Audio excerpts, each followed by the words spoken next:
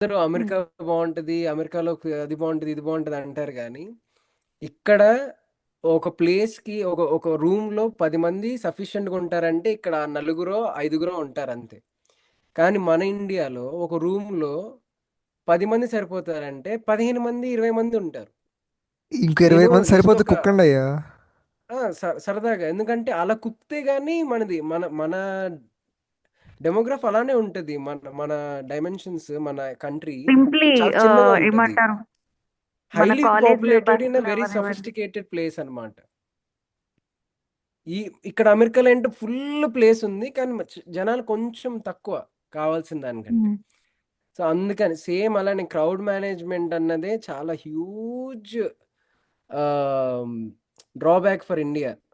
కానీ అదే అదే ప్లస్ అదే minus. Because we are the young world.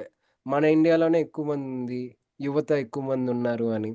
Next coming మనం సర్వీస్ సెక్టర్లో కానీ ఎక్కడైనా కూడా మనం ఎందుకు ముందున్నాం అంటే we are having more numbers in that kind of sectors. So ఒకటి అదృష్టం, ఈ దురదృష్టం రెండు ఉంటాయి. అలాంటప్పుడు బేసిక్గా చిన్నప్పటి నుంచే ఆ వాల్యూస్తో కూడుకున్న చదువు, ఎథిక్స్, ఆ మోరల్స్ మనకి నువ్వు వేరే దేశంలో మిస్ అవుతుంది ఏంటంటే ఆ ఆ మోరల్ వాల్యూస్, ఎథికల్ వాల్యూస్ ఏవైతే వాళ్ళు చిన్నప్పుడు నేర్పిస్తారో, ఈ రెస్పాన్సిబిలిటీస్ అన్నవి అవి మిస్ అవుతున్నాయి. మనం very focused in to concepts, subjects, ranks, marks వీటి మీద ఉంటున్నాం కానీ ఒక మనిషి ఎలా ఉండాలి, ఎదిగే కొద్దీ ఎలాంటి కష్టాలు వస్తాయి ఒక మనిషికి, అవి ఎలా ఫైనాన్షియల్ నాలెడ్జ్ కానీ ఇట్లాంటి మనీ, పీపుల్ మేనేజ్మెంట్ కానీ ఇట్లాంటి సంబంధించినవి ఏమీ ఉండవు మనకి. ఎప్పుడు అలాంటివి చెప్పరు. నేర్పిస్తే గానీ ఇప్పుడు నలుగురు ముందుకు వెళ్తున్నప్పుడు, అరే అరే ముందు నువ్వెళ్ళరా, అరే అక్కడ, అరే బస్సులో సీట్లో నువ్వే కూర్చోవాలి, పరిగెత్తి పరిగెత్తి తోసుకుంటూ వెళ్తే అని నెడతారు. అంతేగాని పిల్లల్ని క్యూలో పంపిస్తారా వాళ్ళకి? వెళ్ళాలి, ఆ క్యూలో వెళ్ళాలి, గొడవ పడతారు. వాళ్ళ పిల్లోడి ముందే గొడవ పడతారు, నేను ముందంటే నేను ముందు ఖర్చు వేసాను అది ఇది అని చెప్పి. అదే ప్రాపర్ ఆ డిసిప్లిన్ అన్నది మనకి మన పేరెంట్స్ నుంచి వాళ్ళ పేరెంట్స్, అంటే నేను అందరిని ఏం అనట్లేదు, but most of the places, uneducated ప్లేసెస్లో లేదంటే లెస్ ఆ ఎక్స్పోజర్ తక్కువ ఉన్న ప్లేసెస్లో ఈ ఎడ్యుకేషన్ ఉండాలి. ప్రాపర్ నాలెడ్జ్ లేకపోతే మనుషులు ఎలా బిహేవ్ చేయాలన్నది మనకిను జంతువులకి తేడా ఉండదు. ఐ ఫీల్ జంతువుల్లో కూడా తొక్కిసలాట జరుగుతుంది. అడవిలో కార్చి జరిగినప్పుడు ఏనుగులు వెళ్ళిపోతూ ఉంటాయి, వాటి కింద చీమలు ఉన్నాయా, దోమలు ఉన్నాయా, లేదంటే వేరే ఏమైనా ఎలుకల ఇవేం చూడు, తొక్కుంటూ వెళ్ళిపోతాయి ఏనుగులు అలాగా. ఒక వాటికి గ్రూప్ విచక్షణ ఆఫ్ ఉంటుందా? ఎలిఫెంట్స్ కి ఎవరు ఎదురెళ్ళరు అందుకనే. ఉమ్? జంతువులకి విచక్షణ ఉండదు కదా, మనకుంది కదా వాడికి కనీసం. తెలియదు కదా. అరే మనకి తొక్కితే వాడికి పెయిన్ వస్తుంది అన్న అంటే ఆ సెన్స్ ఉండదు వాళ్ళకి. మనకున్నా కూడా భయం see, భయం అంతే. ఇప్పుడు నువ్వు ఇంత ఇంత చెప్తున్నావు, నేనేమనుకుంటానంటే బేసిక్గా ఇంత జరిగిన తర్వాత కూడా ఇప్పుడు ఏదైనా కాన్సర్ట్ జరిగిందనుకో, అక్కడ కూడా అలాంటిది ఏదైనా జరగచ్చు. అప్పుడు పుష్ప టూ ఈవెంట్ అప్పుడు అక్కడ ఉన్న వాళ్ళు సగం మంది చదువుకున్న వాళ్ళే, వాళ్ళు రాళ్ళు కొట్టే వాళ్ళు ఊరోళ్ళు కాదు. ఇప్పుడైతే కనీసం విజయ్ ఆ ర్యాలీకి పార్టీ క్యాడర్ వాళ్ళు, ఆ ఊరోళ్ళు చుట్టుపక్కల విలేజెస్. విలేజ్ వాళ్ళు ఉన్నారు కనీసం. మన దగ్గర మన పుష్ప ఈవెంట్ అప్పుడైతే చదువుకున్న వాళ్ళు ఎక్కువ మంది ఉన్నారు. ఆ టికెట్కి, సినిమా ప్రీమియర్ టికెట్ 1000 రూపాయలు. సో 1000 రూపాయలు ఒక షోకి ఎఫర్ట్ చేయగలిగినోడు ఎవడన్నా ఉన్నాడంటే ఆడు మ్యాక్సిమం చదువుకున్నాడు, జాబ్ చేస్తున్నాడు, ఒక వర్కింగ్ మెంబర్ అయ్యి ఉంటాడు బేసిక్గా. అలాంటి వాళ్ళు ఉన్నప్పుడు కూడా అంత గొడవ అయిందంటే ఇంకా ఇట్స్ ఎవిడెంట్ అండ్ కంటి ముందు కనిపిస్తుంది. లైక్ చదువుకున్నోడికి మన దగ్గర లేనోడికి ఎవరికైనా కామన్గా లేనిది ఒకటి common sense and civic sense అని. ఏమో యా, ఇంకా. When it comes to the discussion అంటే ఇప్పుడు మీరు Pushpa two or this RCB అక్కడ జరిగిన స్టాంపేడ్ కానీ see why in only India cricketers and actors are treated like some demigods or gods. ఎందుకు జనాలు అంత ఎగేసుకుని వెళ్ళిపోయి పిల్లలు కానీ లేకపోతే చదువుకున్న వాళ్ళే యాజ్ యూ సే అక్కడ ఉన్న వాళ్ళు క్రౌడ్ అంతా యూత్ అండ్ ఆల్ ఎడ్యుకేటెడ్ వన్సే ఎందుకు అంత ఏమంటారు ఇది చూపిస్తారు when it comes to these kind of people. వాళ్ళు మనలాంటి మనుషులే, but of course we have a lot of craze, huge fan base ఉండనివ్వండి, బట్ అట్ వాట్ కాస్ట్? అంటే మన ప్రాణాలని కూడా పనంగా పెట్టేంత ముందుకు వెళ్ళొచ్చా?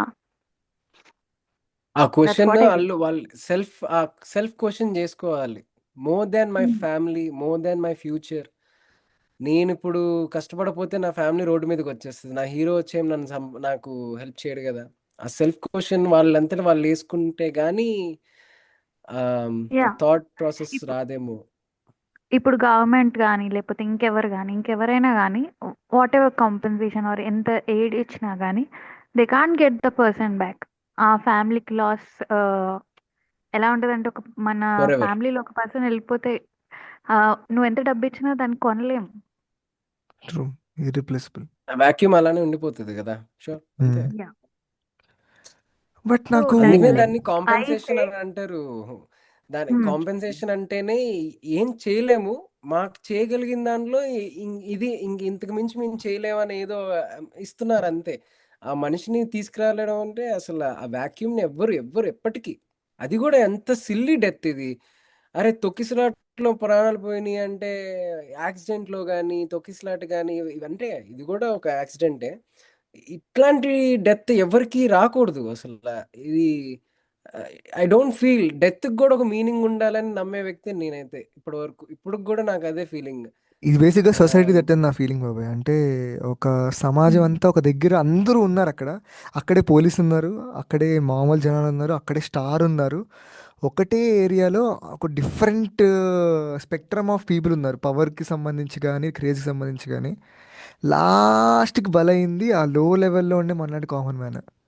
ఎంత ఎఫెక్ట్ అయినా, ఏం జరిగినా లాస్ట్‌కి it all affects to us. మంచైనా, చెడైనా, ఏదైనా. ఎందుకంటే ఇప్పుడు ఆ ఈవెంట్ చూస్తే ఇప్పుడు మధ్యాహ్నం 12:00 రావాల్సిన తలపతి సాయంత్రం 6కి వచ్చాడు. అంత లేట్ ఎందుకు అయిందంటే ఇంకో దగ్గర ఇక్కడ ర్యాలీ చేసుకుంటూ అక్కడి నుంచి ఇక్కడ దాకా వచ్చాడు. సో అక్కడ జనాలు ఉన్నారు, ఇక్కడ జనాలు ఉన్నారు. బట్ అతనికి ఉండాలి కదా ఒక టైం చెప్పినప్పుడు ఆ టైంకి రావాలి అని చెప్పి. అతనికి మేబీ అక్కడ యాహ్! అదే కానట్టు లైక్ ఉమ్, అక్కడ ర్యాలీతో వచ్చిన జనాలు అక్కడ వాళ్ళు కూడా they followed the vehicle and um, వాళ్ళు సేమ్ ప్లేస్‌కి ఎక్కడైతే ఇప్పుడు ఈవెంట్ జరుగుతుందో అక్కడికి వాళ్ళు వచ్చారు. అక్కడికి వచ్చారు. సో, ఆహ్, ఆ ఇంపాక్ట్ ఎలా ఉంటది? అంత క్రౌడ్, అందులో పిల్లలు, అందులో వుమెన్, అందులో different I mean men of different ages all of them are there. అందులో తమిళనాడు ఆ ఎండకి అసలు అమ్మో గీరెక్కిపోద్ది, డీహైడ్రేట్ అయిపోతారు. సరదా డీహైడ్రేట్ తీరిపోద్ది. అయిపోతాయి. వెర్రి పక్కన అసల అంతమంది జనాలు ఇప్పుడు ఏదైనా ఒక బహిరంగ సభ అంటేనే జనాలు ఉండాలి. అది అది మంచిది. ఎంతమందొస్తే అంత బలం అన్నట్టు వాళ్ళ ఫీలింగ్ ఉంటది. కానీ ఆ జనాలకు గూడా మా మా మా వల్ల మా నాయకుడికి ఏమీ మాట రాకూడదు అన్న కామన్ సెన్స్, ఆ రెస్పాన్సిబిలిటీ వీళ్ళకి గూడా ఈక్వల్లీ ఉందని నేనంటాను. Not yeah only just the government, police, the star వీళ్ళదనే గాదు. ఇప్పుడు మన 'ఓ దినేషలో' చెప్పారు. ఏమని? ఆ స్టార్డమ్‌కి ఎందుకని అంత పిచ్చి మన ఇండియాలో అని చెప్పేసి. అడ్మిరేషన్. ఒక పర్సనాలిటీ, ఒక పర్సన్ అతని క్యారెక్టర్ మీద గాని, అతని ప్రొఫెషన్ మీద మనకున్న అడ్మిరేషన్ అన్నది మనల్ని గుడ్డివాళ్ళని చేయొచ్చు. కానీ మీరన్నట్టు ఎట్ వాట్ కాస్ట్? నా అసల ఈ ఒక్క క్వెషన్ యేసుకుంటే ఇంగది వేరే తప్పు జరగదు. And at the same time నా నాకిష్టమైన వ్యక్తికి నా వల్ల ఒక మాట రాకూడదు. నేను గూడా అంత ఈక్వల్లీ రెస్పాన్సిబుల్‌గా ఉండాలి. నేను నేను ఒక దగ్గరికెళ్లారంటే నేను పలానా వాడి ఫ్యాన్ అని చెప్తే నాకు ఓహో! వీడు ఖచ్చితంగా ఏదైనా ఉంటే వీడు కాంట్రిబ్యూటే చేస్తాడు సొసైటీకి అంతేగాని చిల్లరేషాలెయ్యడు అని జెప్పి కొట్లాటల్లో గానీ, వీటిల్లో ఈవెన్ పాలిటిక్స్‌లోకొచ్చేసరికి మీరు ఓన్లీ మూవీస్ అండ్ క్రికెటర్స్ గురించే మాట్లాడారు. పొలిటికల్ రైవల్రీ వల్ల ఎంతమంది చనిపోతున్నారో అన్నది మీరు ఏపీ పాలిటిక్స్‌లో ఇంకా క్లియర్‌గా జూడొచ్చు. ఏపీ పాలిటిక్స్, తమిళనాడు పాలిటిక్స్, మన సౌత్ ఇండియన్ పాలిటిక్స్ చాలా వరకు ఈ డెత్ పాలిటిక్స్ ఉంటాయన్నమాట. చిన్న లో లెవెల్ క్యాడర్‌లో ఉండే వాలంటీర్స్‌ని గాని, వాళ్ళ ఆ కార్యకర్తల్ని ఎంత రోడ్డులో కుక్కలు కొట్టుకున్నట్టు కొట్టుకుంటారు. వాళ్ళ నాయకుల కోసం. పోనీ వాళ్ళేమన్నా పత్తితులా అంటే వాళ్ళు గాదు. ఎవడి టైమొస్తే వాడు ఇప్పుడు 'భరత్ అనే నేను' అంటాడు గదా! నేను గత 60 ఏళ్ల నుంచి రైతుల కోసం పోరాడుతున్నాను అని చెప్పనంటే, మరి ఇప్పటి వరకు ఎందుకనంటే, పనంతా అయిపోతే మళ్ళీ నాయకుడికి అవసరం లేదు అవసరం గదా! ఉండదు. అంటే అది ఎప్పుడు రగులుతూనే ఉండాలి. అంటే నీ నీ భక్తి, నీ అడ్మిరేషన్, నీ నీ ఆహ్, అదంతా కూడా ఎలాంటి పర్సన్ మీద నువ్వు ఇన్వెస్ట్ చేస్తున్నావు, ఈజ్ ఏ రైట్ పర్సన్. అలా అనుకున్నప్పుడు నీకెంత రెస్పాన్సిబిలిటీ ఉంది, నువ్వు ఆ పర్సన్కి డిగ్నిటీ కానీ రెస్పెక్ట్ కానీ నీ వరకు నువ్వు ఎంతవరకు కాపాడుకోవాలని చెప్పి. యాజ్ ఎ సెల్ఫ్, మీరు ఎంతన్నా చెప్పండి, పోలీసులు ఫెయిల్ అయ్యారు, గవర్నమెంట్ ఫెయిల్ అయ్యారు, మన విజయ్ కార్యకర్తలు ఫెయిల్ అయ్యారని చెప్పండి, నేనైతే చెప్తుంది the least the only person to be blamed is the individuals that are attending to this kind of mass areas where ఇలాంటి ఒక బహిరంగ సభలు జరుగుతున్నప్పుడు వాడికంటూ ఉండే ఆ ఇండివిజువల్ రెస్పాన్సిబిలిటీ తీసుకొచ్చుకోవాలి ఆ కామన్ సెన్స్ తో పాటు. ఎగ్జాక్ట్లీ. ఎంకరేజ్ చేయడం అంటే నేను అదే అనుకుంటా. నువ్వు ఈవెంట్ దగ్గరికి వెళ్ళి ఎంకరేజ్ చేసి, ఇప్పుడు చిన్నపిల్లలు కౌంట్ 10 మెంబర్స్ చనిపోయారంట. అంత పెద్ద ఈవెంట్కి అంత క్రౌడ్ ఉండదని తెలుసు, తెలిసి కూడా అక్కడికి పిల్లల్ని తీసుకెళ్లారంటే ఇంక వాళ్ళకి ఏ సెన్స్ ఉందని. ఇప్పుడు నేనేమనుకుంటా, మహా అయితే ఏమనొచ్చు, మేబీ ఇంట్లో ఎవరు లేరేమో అందుకే పిల్లల్ని తీసుకెళ్లారు ఈవెంట్కి, కేర్ తీసుకోవాలి కదా అంటే, అప్పుడు ఇంట్లో కూర్చోరా కేర్ తీసుకోవాలంటే, పిల్లలతో ఉండు, అక్కడ చూసే టీవీ షో ఏదో లైవ్లో చూడు, టీవీలో నీకు అంత నీ నాయకుడిని అంత ఇంకా దగ్గర కనిపిస్తాడు, ఆ, అక్కడ ఇంకా ఎక్కడో దగ్గర ఒక కనిపిస్తాడు. కిలోమీటర్ అవతల నుంచోని ఆ ఎండలో ఫెయింట్ అయ్యి, ఆ ఈవెంట్లో కూడా అదే జరిగింది. విజయ్ 6ంటికి వచ్చినోడు 7ంటికి స్పీచ్ స్టార్ట్ చేస్తే అప్పటికే జనాలు కల్దిరి పడిపోతున్నారంట, టెంట్ల షెడ్ల మీద అంతా కల్దిరి పడిపోతుంటే అక్కడి నుంచి అంబులెన్స్లు తీసుకురమ్మని అని చెప్పి విజయ్ మధ్యలో స్పీచ్ మధ్యలో చెప్తే అంబులెన్స్ రావడానికి ప్లేస్ లేదు. ఇసుకర విసిరితే కిందకి రాలట్లా, ఇసుక అంత కిక్కిరిసిపోయారంట జనాలు, తొక్కుకుంటూ. ప్లేస్ లేదు, ఇంకా వాళ్ళు ఏం చేస్తారు, ఇంకా ఎవడన్నా పడిపోతే వాడి మీద నొక్కుంటూ వెళ్ళిపోతున్నారు. ఇంకా కింద ఉన్న ఒక మనిషిని లేపాలనే కామన్ సెన్స్ కూడా మనకి చాలా తక్కువ. బేసిక్గా నేను ముందు వెళ్ళిపోవాలి, నేను ముందు బయటపడిపోవాలి. నేను చూసేయాలి, ఆ, ఏముంది అతన్ని ప్రతి సినిమాలోనూ ఆయనే ఉంటాడు, అంటే ఆయన సినిమాల్లో. కానీ అది అంతే, ఇంకా అది మనం దాన్ని తప్పు పట్టలేము. ఇంకా అది పిచ్చి పిచ్చికి పరాకాష్ట అంటే ఇంతే. ఇది పిచ్చి అభిమానం. ఐదర్ పిచ్చి చచ్చిపోతాడు, పీక్స్ లో లేదంటే వేరే వాడిని ఉందంటారు కదా, చంపేస్తాడు. ఉమ్? పిచ్చి పీక్స్ లో ఉందంటారు కదా, ఎగ్జాక్ట్లీ. హ్మ్. డై హార్డ్ ఫ్యాన్స్ అంటే ఇదేనేమో కాబోలు. అంతే, అంటే డై వీళ్ళకి హార్డ్ అట్లీస్ట్ ఒక ఫ్యాన్స్ ఫోటో కూడా అవ్వండి, రాదు. ఆ, యా, చెప్పండి. మీ ప్రాణాలు తీసుకునేంత డై హార్డ్ ఫ్యాన్స్ అయితే అవ్వకండి అని నేను అంటాను. ట్రూ. మీ ప్రాణాలే కాదు, పక్కనోడి పక్కన ప్రాణాలు కూడా కూడా. అది అది అది అది కూడా ఉండాలి. మీరు ఐదర్ డెత్ మీకు సెల్ఫ్ ఆర్ అదర్స్, ఎవరికైనా కూడా అంత డైహార్డ్ ఫ్యాన్స్ అవసరం లేదు. ఇప్పుడు కాబట్టి అలా ఉంది, కానీ నాకైతే ఏమనిపిస్తుంది అంటే, పోను పోను ఇది ఈ వర్షిప్పింగ్ ఆఫ్ అనదర్ హ్యూమన్ అన్నది ఆల్మోస్ట్ తగ్గిపోతుంది. ఎందుకంటే ఎవరి కాళ్ళు ఇప్పటికీ చాలా సెల్ఫిష్ అయిపోయారు. తర్వాత చూద్దాం. కానీ ఈ కోర్ ఏదైతే బ్లడ్ ఉందో మన జనరేషన్, మన ప్రీవియస్ జనరేషన్‌లో మనకు ఆ పిచ్ ఉన్నది. మన తర్వాత జనరేషన్ వాళ్ళకి వాళ్ళే స్టార్స్ అవ్వాలన్న పిచ్ ఉంది. అందుకనే ఇన్‌ఫ్లుయెన్సర్‌లు ఇవన్నీ కూడా ఎక్కువైపోయినాయి యా, కాబట్టి. So, agree I to don't that. Think మన జనరేషన్ వరకు మనల్ని కాపాడుకుంటే అట్‌లీస్ట్ నెక్స్ట్ జనరేషన్‌ని మనం చూడగలం. లేదంటే ఇంక స్టాంప్ ఇలానే. హ్మ్. తొక్కిపాడు దుబ్బుతా. నాకు అది. నాకు ఇది బాగా చిరాకు ఎక్కడేసిందంటే, ఆ, ఇంత ఈవెంట్ మధ్యలో నాకు ఓ పక్కన విజయ్ని అప్రిషియేట్ చేయబుద్ది అయింది, ఇంకో పక్కన తిట్టాలి లేదా పక్కన పెట్టేస్తే, ఫస్ట్ ఆ ఈవెంట్ స్పీచ్ మధ్యలో ఉన్నప్పుడు పొద్దున్న 9ంటికి వచ్చిన జనాలకి వాటర్ ఇమ్మని చెప్పారంట. ఆ ఇన్ఫ్రాస్ట్రక్చర్ కరెక్ట్గా లేదు, వచ్చిన వాళ్ళకి వాటర్ ఇవ్వట్లేదు, ఫుడ్ పెట్టట్లేదు, అందుకే వాళ్ళు ఫెయింట్ అయిపోయి పడిపోతున్నారు, అందుకే అంబులెన్స్లు రావాల్సి వచ్చింది. ఇంత మధ్యలో ఒక 9th క్లాస్ ఎవరో ఒక 9 ఇయర్స్ అమ్మాయి మిస్ అయిపోయింది. సో ఆ అమ్మాయిని రెస్క్యూ చేయండి అని చెప్పి విజయ్ ఒక మైక్ పట్టుకొని స్పీచ్ మధ్యలో చెప్పినప్పుడు జనాలందరూ ఒక సెకండ్గా తొక్కిసలారు. అప్పుడు స్టార్ట్ అయిందంట బేసిక్గా. మళ్ళీ అక్కడ ఎప్పుడో ఏదో టైంలో కొంచెం కరెంటు కూడా పోవడం వల్ల ఇలా ఈ తొక్కిసలాట ఇంకా ఎక్కువ జరిగింది అని చెప్పి చెప్తున్నారు. But no one has a clarity. At the same time అవతల సైడ్ నుంచి విజయ్ పార్టీ వాళ్ళు ఏమంటున్నారంటే, లీడింగ్ పార్టీ వాళ్ళు రాళ్ళేశారు, మాకు దీని మీద చాలా డౌట్స్ ఉన్నాయి, మాకు ఒక హైకోర్టులో ఒక స్పెషల్ టీమ్ కావాలి to check what happened and to investigate what happened to this, మాకు ఒక పర్ఫెక్ట్ ఇన్వెస్టిగేషన్ జరగాలని చెప్పి విజయ్ పార్టీ వాళ్ళు ఏమో అంటున్నారు. అవతల సైడ్ డిఎంకే పార్టీ వాళ్ళు ఏమో, మీరు అడిగింది 10,000 మందికి కానీ మీకు వచ్చింది 50,000 మంది, సో తప్పు మీది, ఆర్గనైజ్ కరెక్ట్గా మీరు చేయలేదు అని చెప్పి ఆ పార్టీలో ఎవరో ఇద్దరి మీద అరెస్ట్ వారెంట్ ఇష్యూ చేశారంట.